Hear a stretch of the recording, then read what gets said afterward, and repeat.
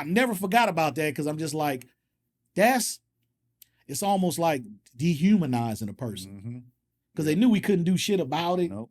And if you buck up, you get smacked in, especially back then, smack the shit out your ass. Then, they didn't have no cameras. Wasn't no cameras. Yeah, so you talk shit back to a cop back then, it. you getting the shit slapped out of your ass. It happened a lot. I've seen it. So I've never forgot about that experience because, like I said, me being a hip hop head, I was so excited to go to that shit.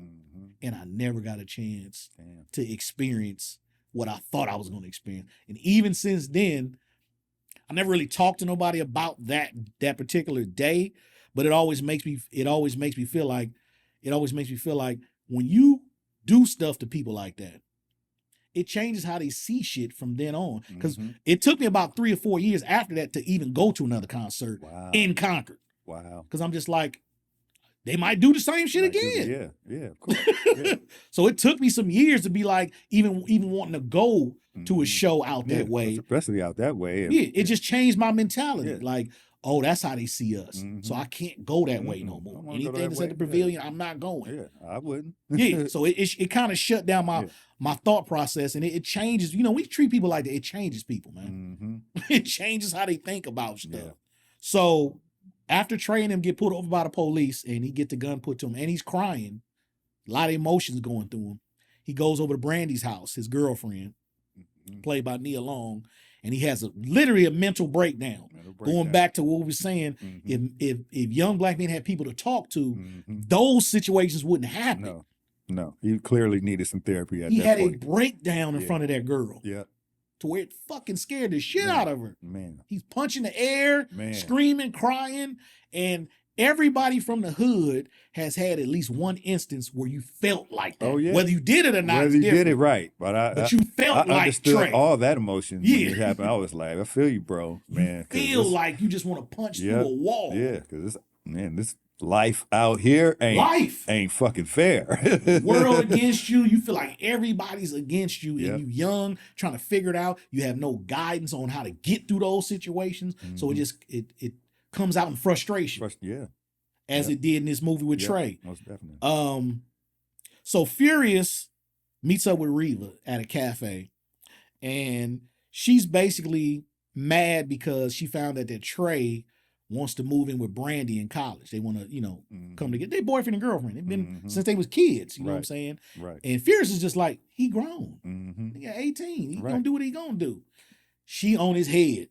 You ain't guiding him right. Blah, blah, blah, blah, blah. And he just like, but I got into this situation. How you talking to me like I'm about the one who got him to this situation? Going to college. Exactly. Our son is good. Our son is good. You talking to me like I did something wrong just because he wants to live with his girlfriend, who clearly they're not leaving each other. Right.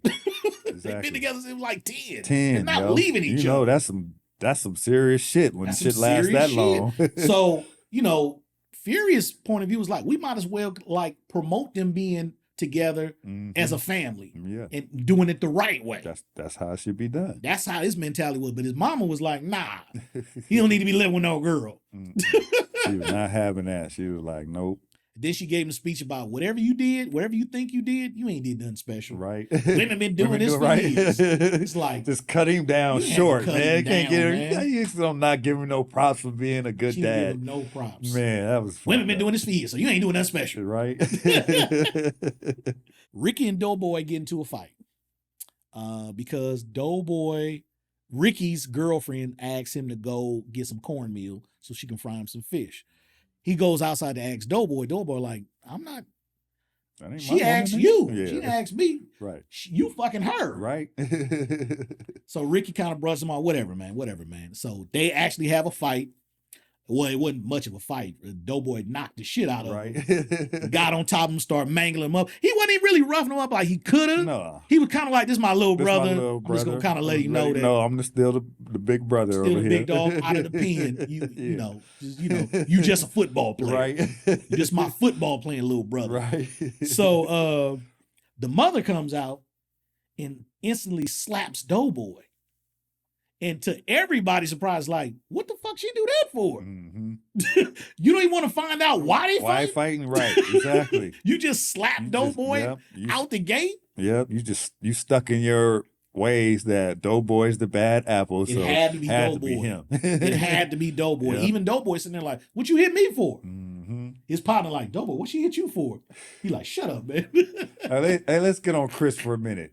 When I think about Chris, because in the beginning he says, you know, I got a loaded gun. My brother gave me a loaded gun. Mm-hmm. I'm like, did you shoot yourself with that gun? Is that why you paralyzed? They didn't cover it, but I always wonder, I'm like, what you do with that loaded gun? They never talked about how he ended up in a wheelchair other than he got shot. Right. Because Furious said, you want to end up like little Chris yeah. in a wheelchair? So we know he got shot. We don't know whether he did it to himself. Right. Right. Or was he gangbanging? Right.